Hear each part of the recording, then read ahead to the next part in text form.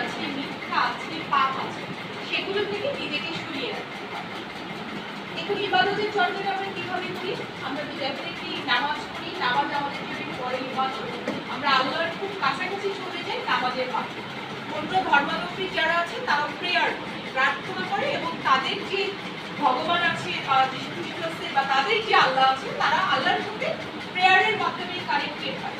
তোমরা এখন ছোট, তোমাদের হয়তো 5 ওয়াক্ত নামাজ অভ্যেসে এখন নাও কামাতে পারে। যার 5 ওয়াক্ত নামাজ অভ্যেস নেই সে অন্তত এখন 2 ওয়াক্ত করবে, তারপর আস্তে আস্তে আস্তে আস্তে 5 ওয়াক্ত অভ্যেস হয়ে যাবে। তাহলে আমরা লেখাপড়ার পাশাপাশি প্রতিদিন ইবাদতে কিছু সময় ব্যয় করি। আমরা যারা ইবাদত করবো তারা আমি আগেই বলেছি আমরা অবশ্যই জাগতিক অন্যায় পাপ থেকে দূরে থাকবো। যারা ইবাদত করে তাদের মনে সৃষ্টিকর্তার ভয়টা থাকে।